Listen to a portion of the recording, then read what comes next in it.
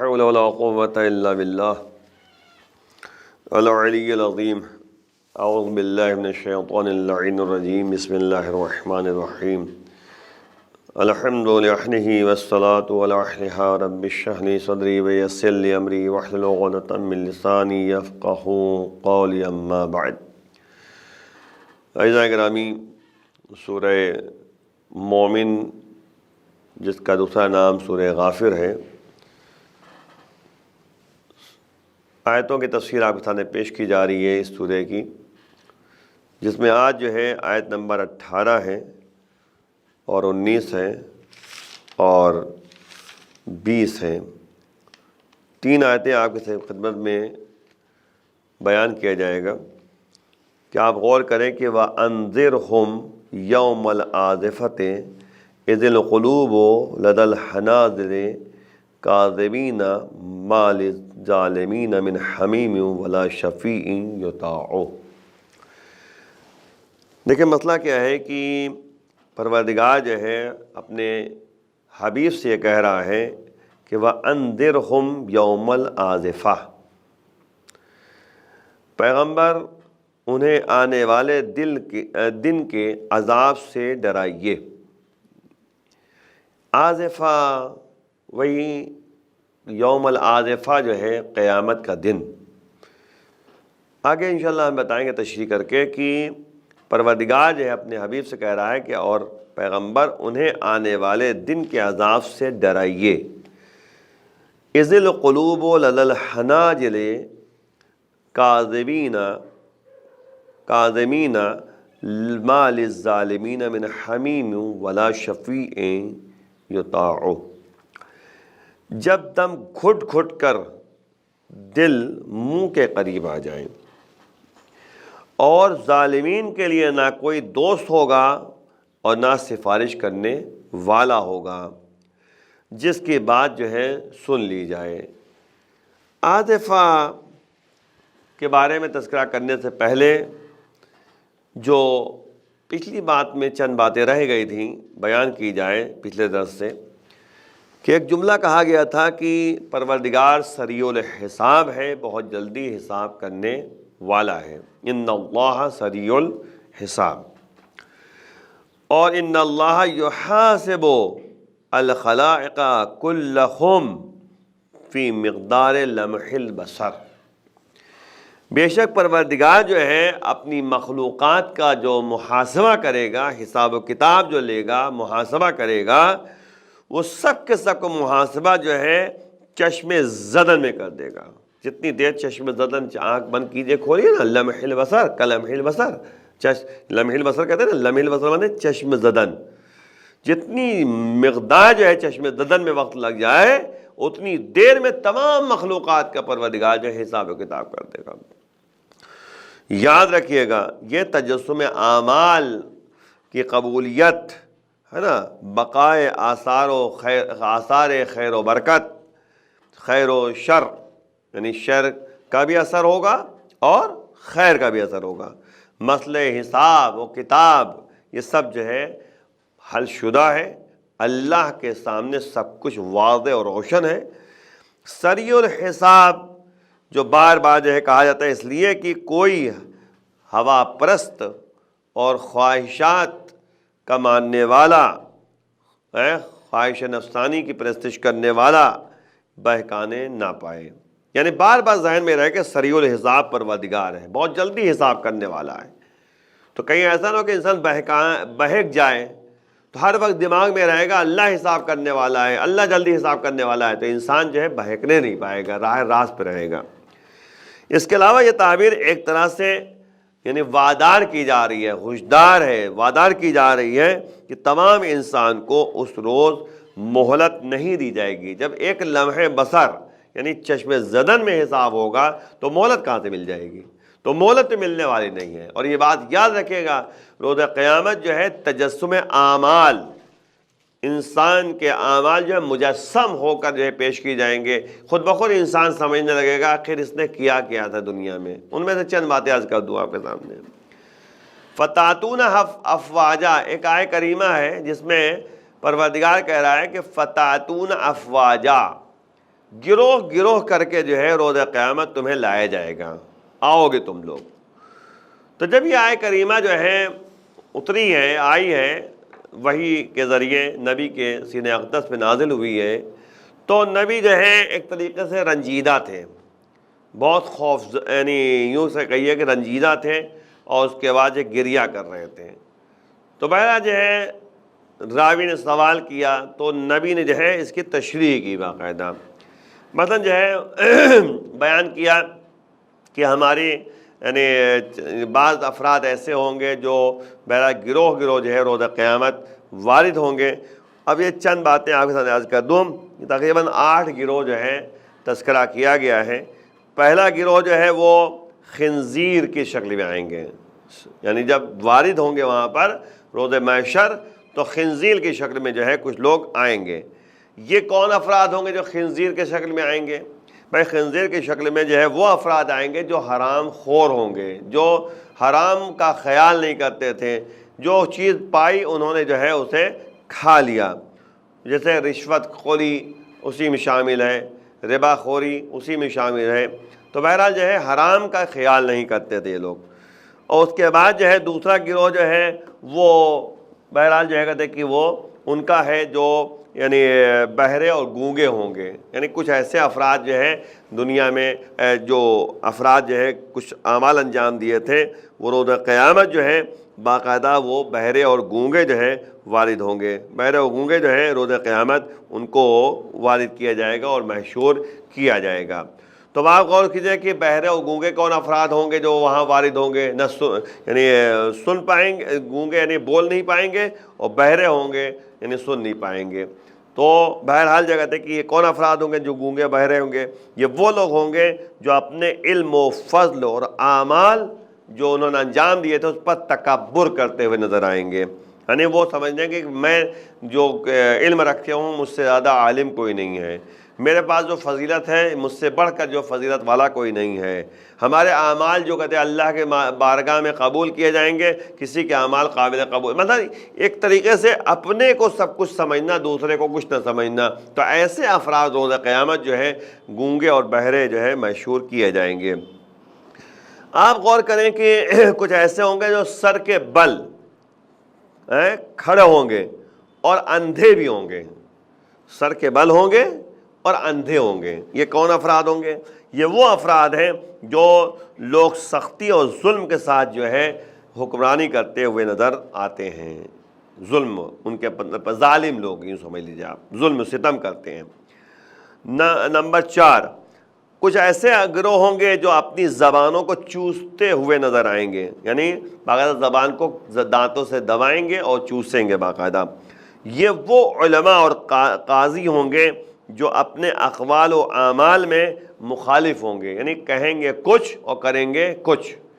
ایسے علماء جو بہرحال ایسے قضاوت و فیصلہ کرنے والے جو اپنا عمل جو ہے قول سے الگ رکھتے ہوں گے، قول و فعل میں تضاد پایا جاتا ہوگا، تو ایسے افراد جو ہے اپنی زبانوں کو دانتوں سے دبائیں گے اور چوستے ہوئے نظر آئیں گے۔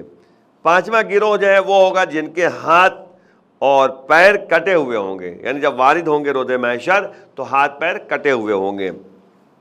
جن لوگوں نے اپنے ہمسایہ کو پریشان کیا ہوگا، تکلیف پہنچائی ہوگی، ہے نا، تو وہ جو ہے جب روز محشر آئیں گے کیونکہ پڑوسیوں کو پریشان کیا، کیونکہ پڑوسیوں کو جو ہے تکلیف پہنچائی ہے، تو اس بنیاد پر جو ہے ان کو روز قیامت جو ہے جب محشور کیا جائے گا تو ہاتھ پیر کٹے ہوئے ہوں گے۔ یاد رکھیے گا ہمسایہ کا ایک حق ہوتا ہے۔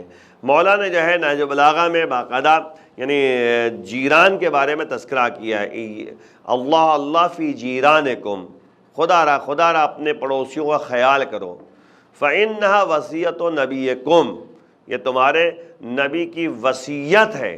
اب آپ غور کیجئے کہ نبی یعنی نبی کا طریقہ عمل کیا تھا کہ مولا فرماتے ہیں کہ نبی اس طریقے سے پڑوسیوں کے ساتھ پیش آتے تھے کہ ایسا لگتا تھا جیسے وہ وارثین میں شامل ہو جائیں گے، جس طرح اور لوگوں کو جو ہے حق ملتا ہے کہیں پڑوسیوں کو بھی حق نہ ملنے لگا۔ اس طریقے سے جو ہے بہرحال ان کو یعنی مانتے تھے، ان کا ساتھ برتاؤ کرتے تھے۔ اسی لیے جو ہے کہا گیا کہ اگر انسان خود پیٹ بھر کے سو جائے اور پڑوسی جو ہے بھوکا رہے گا تو وہ جو ہے بہرحال مومن نہیں ہو سکتا، اہل ایمان میں سے نہیں ہے۔ پڑوسیوں کے بہرحال حقوق ہوا کرتے ہیں، اس کا خیال کرنا یہ ہم سب کی ذمہ داری ہے۔ پڑوسی جو ہے یہ تقریباً 40 گھر کو جو ہے پڑوسی کہا جاتا ہے، اطراف میں اپنے گھر سے 40 گھر آپ ڈھونڈ لیجیے جو پڑوسی مل جائے آپ کو اور بھوکا رہے پیاسا رہے، اس کی یعنی اس کا بندوبست کیا جائے، کھانے کا بندوبست کیا جائے، اس کا خیال کیا جائے۔ آپ دیکھیں اس کے بعد یہ چھٹا گروہ جو ہے ہوگا وہ جو لوگ آتشین مانے ہوتا ہے آگ کے تختے پر آویزان کیے جائیں گے، لٹکائے جائیں گے۔ کون لوگ ہوں گے؟ جو حاکم کے پاس جو ہے نکتہ چینی اور چغل خوری کرتے ہوئے نظر آئیں گے۔ یعنی بعض لوگ ہوتے نہیں ہیں نکتہ چینی کرتے ہیں، چغل خوری کرتے ہیں، ادھر کے بعد ادھر چاپلوسی کرتے ہیں، تو ایسے افراد کو جو ہے بہرحال اس طرح سے اذیت پہنچائی جائے گی روز قیامت۔ جو مردار سے بھی زیادہ بدبودار ہوں گے، 7واں گروہ وہ ہوگا جو مطلب کہ روز محشر جب محشور کیا جائے گا تو مردار سے بھی زیادہ یعنی بدبودار یہ نظر آئیں گے، یعنی ان کی ایسی بدبو نکلے گی ان کے جسم سے کہ انسان جو ہے جس طرح سے مردار کی بدبو ہوتی ہے اس سے بدتر ہوگی۔ بہرحال وہ لوگ ہوں گے جو شہوت اور یعنی شدت سے جو ہے لطف و انگیز ہوتے ہوئے نظر آئیں گے۔ یعنی یاد رکھیے گا شہوت ہے اور لذت ہے، یعنی بہت شدت کے ساتھ جو ہے شہوت اور لذت میں جو ہے غرق ہوں گے یہ لوگ، لطف اندوز ہوتے ہوئے نظر آتے ہیں، اور پھر حقوق الناس کا لحاظ نہیں کرتے ہیں۔ یعنی بالکل جو ہے وہ یعنی دنیا میں جو ہے یعنی شہوتوں میں غرق رہتے ہیں اور لذتوں میں غرق رہتے ہیں، وہ لوگوں کا حقوق کا خیال نہیں کرتے۔ اس کے بعد یہ 8واں گروہ جو ہے وہ ہے کہ آگ کے کپڑے ہے نا، آگ کے کپڑے ان کے اوپر لگا دی، قطران جسے کہتے ہیں، تو بہرحال آگ کے کپڑے جو ہے ان کے جسم پہ ہوں گے۔ یہ وہ افراد ہوں گے جو فخر اور تکبر میں جو ہے زندگی بسر کر رہے ہوتے ہیں، تو ان کو روز قیامت اس طرح سے محشور کیا جائے گا کہ ان کے جسم پر کپڑے ہوں گے، آگ کے کپڑے ہوں گے۔ تو یاد رکھیں کہ روز محشر جو ہے اس طرح کے افراد جو ہے وہاں پر محشور کیے جائیں گے، جس سے لوگ جو ہے سمجھ جائیں گے کہ انہوں نے کیا تھا دنیا میں، جس کے نتیجے میں ان کو اس طریقے سے محشور کیا گیا ہے۔ تو بہرحال ہمیں جو ہے ایک جملے میں بات کو آگے بڑھاتے ہوئے کہ ہمیں اللہ کے حقوق اور اہل بیت اطہار کے حقوق اور پھر عوام الناس کے حقوق کی رعایت کرنا ضروری ہے۔ حق الناس، حق اللہ، ان سب کا خیال کرنا پڑے گا۔ اللہ جو ہے اپنے حق کو ہو سکتا ہے معاف کر دے، لیکن حقوق الناس کو اللہ معاف کرنے والا نہیں ہے جب تک بندہ خود معاف نہ کرے۔ آپ دیکھیں یہاں آزفہ کا لفظ استعمال کیا گیا ہے۔ آزفہ جو ہے کہتے ہیں یوم الآزفہ، آزفہ کہتے ہیں بہت جلد آنے والے کو کہا جاتا ہے، بہت جلدی جو چیزیں آ جاتی ہیں اسے کہا جاتا ہے آزفہ۔ اور چونکہ قیامت بہت جلد آنے والی ہے نا، قریب ہے، قریب بہت جلد آنے والی ہے، اس لیے اسے آزفہ کے لفظ سے تعبیر کیا گیا ہے۔ اور یہ ایک تنبیہ ہے کہ انسان اسے دور سمجھ کر ایمان و کردار سے غافل نہ ہو جائے، اس لیے آزفہ کہا گیا کہ تم سمجھو بہت جلدی قیامت آنے والی ہے تاکہ تم غافل نہ رہو۔ اور یوں بھی آنے والا ہر لمحہ اور ہر لحظہ قریب سے قریب تر ہوتا جاتا ہے۔ انسان کی عمر دھیرے دھیرے جو ہے مطلب لوگ جو ہے برتھ ڈے مناتے ہیں، کہتے کہ وہ برتھ ڈے منائی جائے، تو برتھ ڈے جو مناتے ہیں ان کو یہ سوچنا چاہیے کہ 1 سال اور موت سے قریب ہو گئے، 1 سال اور قیامت سے قریب ہو گئے، تو یہ قریب سے قریب ہر لمحہ ہوتا چلا جا رہا ہے انسان کے لیے، ہے نا، تو اس کو سوچنا چاہیے۔ اور اس کے آنے کا فاصلہ کم ہی ہوتا جاتا ہے، یعنی فاصلہ جو ہے قیامت اور موت سے جو ہے انسان کا فاصلہ کم ہوتا چلا جاتا ہے۔ یہاں پہ یطاعو کا لفظ استعمال کیا گیا ہے، یطاعو یعنی سننا، یعنی سنا جاتا ہو، تو یہ لفظ علامت ہے کہ اسلام میں اور کفر میں بہرحال جو ہے ایک فرق یہ ہے کہ کفر کی سفارش کرنے والے مسموع کلمہ نہیں ہوئے ہیں، یعنی کیا مطلب ان کی بات نہیں سنی جائے گی روز قیامت۔ روز قیامت انہی کی بات سنی جائے گی جس کو اللہ نے اجازت دی ہے کہ یہ جو ہے شفاعت کریں گے، سفارش کریں گے۔ اور اسلام کے شفاعت کرنے والے نمائندگان جو پروردگار کی جانب سے ہیں، لہذا ان کی بات ضرور سنی جائے گی، چاہے انبیاء ہوں، چاہے شہدا ہوں، چاہے کہتے ائمہ طاہرین ہوں، چاہے اولیاء ہوں، چاہے کہتے کہ وہ افراد ہوں جن کو اللہ نے اجازت دی ہے. من یشفع عنده الا باذنہ، کون ہے جو اللہ کے سامنے جو ہے شفاعت کرے گا مگر کہ اللہ اسے اجازت دے. تو باذن اللہ، اللہ کی اجازت سے شفیع قرار پائیں گے افراد وہاں پر. یہ آیات جو ہے اگر آپ غور کریں اسی طرح قیامت کی توصیف میں ادامہ دے رہی ہے. یعنی قیامت کے بارے میں جو بیان کیا جا رہا ہے، جس طرح قیامت کے بارے میں تذکرہ پچھلی آیتوں میں کیا گیا تھا اسی طریقے سے جو ہے یہاں بھی جو ہے آگے بتایا جا رہا ہے. مثلا کہا گیا تھا یوم الطلاق، یوم الطلاق نے ملاقات کرنے کا دن، تو اس کے بارے میں چند باتیں آپ کے سامنے یہاں بیان کی گئی تھیں جس کی طرف توجہ آپ کو دلائی گئی تھی کہ چند باتیں ہیں جو بہرحال اسی بات کو آگے بڑھاتے ہوئے کہ روز قیامت جو ہے کس طرح کی باتیں سامنے آئیں گی. تو وہی مسئلہ ہے کہ یہ آیات جو ہے، یہ آیتیں جو ہے جو 3 آیتیں ہم آپ کے سامنے بیان کر رہے ہیں، یہ آیتیں جو ہیں اسی طرح جو ہے قیامت کی توصیف میں ادامہ دے رہی ہیں، ہے نا. در حقیقت اس آیت میں 7 خصوصیات، قیامت کی خصوصیات میں سے جو ہیں اس کو بیان کر رہی ہیں یہ تینوں آیتیں. نمبر 1 اگر آپ غور کریں اس آیت کریمہ میں جو آپ کے سامنے بیان کی گئی ہے، ابھی آگے کی آیت بنائی، اس میں جو ہے تقریباً 5 باتیں ہیں اس آیت کریمہ میں جو میں نے آپ کے سامنے نقل کی ہے، جس کا ترجمہ آپ کے سامنے پیش کیا ہے. نمبر 1 پہلی بات ہے کہ یوم العازفہ جو کہا گیا ہے ان کو روز نزدیک کے بارے میں ڈرائیں. یعنی اب جو ہے اللہ جو اپنے نبی سے کہہ رہا ہے، اپنے حبیب سے کہہ رہا ہے، تو یہ نہیں کہنا چاہ رہا یوم العازفہ کے بارے میں ڈرائیں. یوم العازفہ یعنی جو جلدی آنے والا دن ہے اس کے بارے میں ڈرائیں. اور ظاہر سی بات ہے عمر بھی جو ہے زود گزر ہے، مال بھی جو ہے جلدی ختم ہونے والا ہے، مال بھی جو ہے ہمیشہ تو نہیں رہنے والا ہے نا. دوسری بات جو اس میں سمجھ میں آ رہی ہے وہ یہ کہا گیا کہ دم گھٹ گھٹ کر جو ہے دل منہ کے قریب آنے والا ہے. یعنی شدت خوف اور ہولناک مناظر کو دیکھ کر انسان جو ہے جانب لب ہو جائے گا. جانب لب یعنی جانیں جو ہیں ان کے لب تک پہنچ جائیں گے. یوں کہہ دیا جائے جب انسان جو ہے یعنی غور کرنے کے بعد ہے تنگنائی میں جو ہے قرار پاتا ہے. تنگنائی میں نے اپنے کو گھٹن محسوس کرنے لگتا ہے کہ اب کیا ہوگا، سامنے وحشت ناک منظر ہے، ہولناک منظر ہے، خوف زدہ ہوتا ہے، ڈر اس کے سامنے ڈر ستائے ہوئے ہے. تو پھر کیا ہوتا ہے جب انسان جو ہے تنگنائی میں قرار پاتا ہے، گھٹن سے محسوس کرتا ہے، یوں کہتے ہیں اس کی جان جو ہے لب تک پہنچ جاتی ہے. جہاں میں لب نہیں کہتے بس لب تک پہنچ گئی، یعنی جان پہنچتے پہنچتے لب تک پہنچ گئی. یہی جو کہا جا رہا ہے کہ دل جو ہے منہ کے قریب آ گیا ہے. قلب کے معنی جو ہے جان بھی ہو سکتا ہے، یعنی قلب جو کہا گیا یہاں پہ قلوب قلب کہا گیا تو دل جو ہے جان کے معنی میں بھی ہے یہاں پر.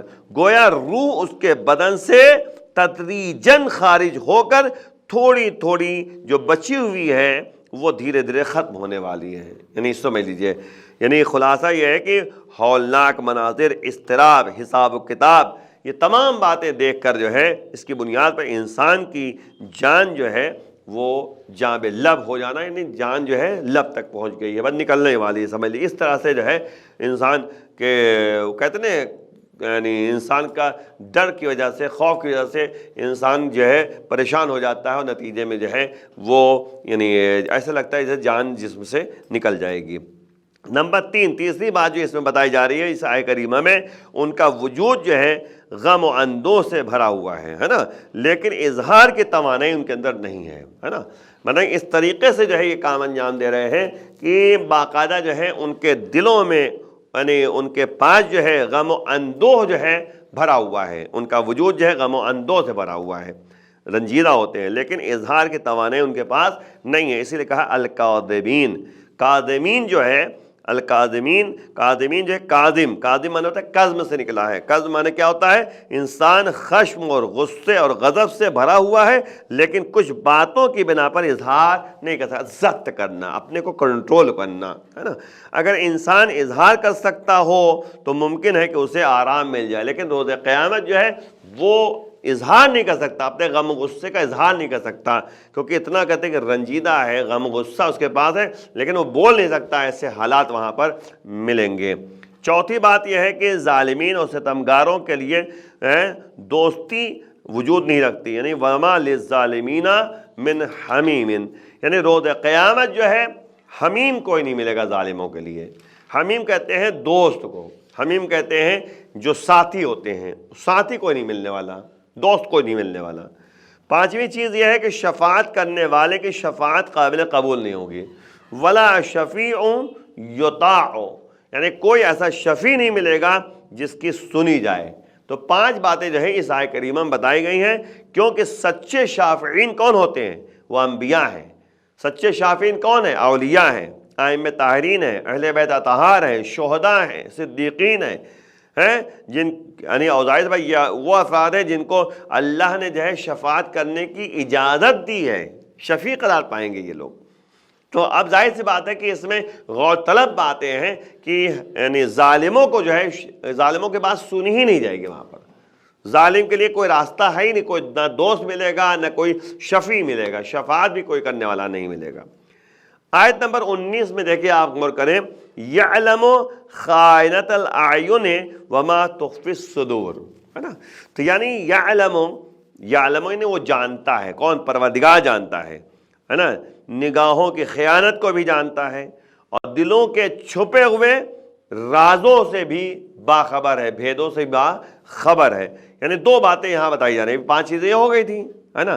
اب دو چیزیں جو ہے یعنی یہاں پہ جو ہے ایک چیز یہ بتائی جائے گی اور اس کے بعد پھر دوسری جو آیت ہے 20 نمبر، اس میں ایک یعنی بتائی گئی تقریباً جو ہے صفات جو ہے جو توصیف کی گئی ہے قیامت کے بارے میں وہ بیان کیا جا رہا ہے۔ تو آپ غور کیجئے کہ انسان اپنے جرائم کی پردہ پوشی کے لیے دو ہی جو ہے محفوظ راستے اختیار کرتا ہے۔ یعنی انسان جو ہے اگر یہ دیکھتا ہے کہ اس کے جرم و جرائم جو ہے کیسے محفوظ رہ سکتے ہیں، کیسے کیسے چھپ سکتے ہیں، تو اس کے لیے کیا کرتا ہے؟ وہ اس کے لیے جو ہے دو راستے ہی اختیار کرتا ہے۔ یا تو بات کو دل کے اندر محفوظ رکھتا ہے، کہتا نہیں کسی سے کہ کسی کو معلوم نہ ہونے پائے، ہے نا؟ یا آنکھوں کی خیانت سے کام لیتا ہے، جس کی گرفت انتہائی مشکل ہوتی ہے کہ کن آنکھوں سے نامحرم کو دیکھا ہے۔ اور دوسروں کی توہین کرنا، ہے نا؟ کبھی کبھی ہوتا ہے کہ انسان آنکھوں کے ذریعے کسی کی توہین کرتا ہے۔ شریفوں کا مذاق اڑانا، کبھی کبھی مذاق اڑاتا ہے انسان۔ اس کے بعد یہ صاحبان ایمان کو تذلیل کرنے کے لیے لوگوں کو متوجہ کرنا، اگر مومنین کو جو ہے یعنی ذلیل کرنا چاہتا ہے تو اس کے لیے جو ہے کہ باہر اشارہ کرتا ہے، وہ باقاعدہ جو ہے کہ ذلیل کرنے کے لیے قدم آگے بڑھاتا ہے۔ سارے کام جو ہے زبان کے بجائے آنکھوں سے لے لیتا ہے، وہ آنکھوں سے اشارہ کر دیتا ہے، مومن کو ذلت ہو جاتی ہے، آنکھوں سے کسی کی بے عزتی کر دیتا ہے، آنکھوں سے نامحرموں کو دیکھتا ہے، تو یعنی اس طریقے سے ہوتا ہے پکڑ گرفت نہ ہونے پائے، اور انسان یہ سمجھتا ہے اس طرح اس کی گرفت نہ ہو سکے گی۔ لیکن یاد رکھیں پروردگار عالم نے اسی نقطے کی طرف اشارہ کیا ہے کہ اس کے علم سے نہ آنکھوں کی بچت ہو سکتی ہے اور نہ ہی دلوں کے راز سے بچت ہو سکتی ہے۔ چاہے تم دل میں چھپاؤ تب بھی اللہ جانتا ہے، اور چاہے تم جو ہے آنکھوں سے جو ہے کوئی کام انجام دو وہ بھی اللہ جانتا ہے۔ یعنی خائنۃ الاعین کہا گیا ہے۔ خائنہ جو ہے بعض نے کہا خائنہ سے مراد جو ہے خیانت ہے، یعنی آنکھوں کی خیانت، یا یوں کہا جائے کہ یعنی یہ صفت ہے اعین کے لیے، مطلب بعد میں کیا کہا جائے کہ آنکھوں کی خیانت، ہے نا؟ آنکھ جو خیانت کرنے والی ہے، یوں کہا جائے۔ بہرحال جو ہے یہ سب فساد و بلاغت کی بات ہے جس کی طرف جو ہے ہمیں توجہ کرنی چاہیے۔ بہرحال جو ہے یوں کہا جائے کہ وہ ہر شے کا جاننے والا ہے نا؟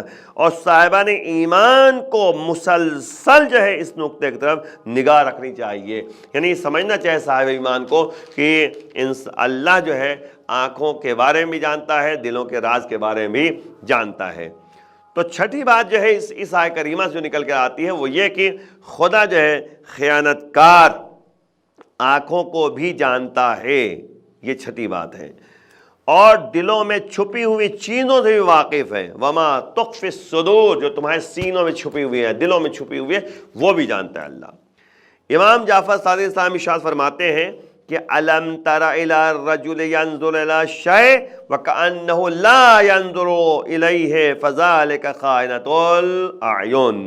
کیا تم نہیں دیکھتے کبھی انسان کسی چیز کی طرف دیکھتا ہے لیکن اس طرح پیش آتا ہے جیسے نہیں دیکھ رہا ہے؟ یہ نگاہ کی خیانت ہے، خیانت آلود جو ہے نگاہ ہے۔ یہ نگاہ چاہے لوگوں کے نوامیس ناموس کے بارے کے ساتھ ہو یا امور دیگر جس کی طرف دیکھنا حرام ہے، جس کی طرف یعنی جیسے بے عزتی ہم کر رہے ہیں مومن کو دیکھ کر، ہے نا، ممنوع ہے. لا يعزب عنه مثقال ذرۃ فی السماوات ولا فی الارض. سورہ سبا میں آیت نمبر 3 ہے کہ وہ پروردگار جو عالم الغیب ہے نا، اس کے علم سے آسمان و زمین کا کوئی ذرہ دور نہیں ہے.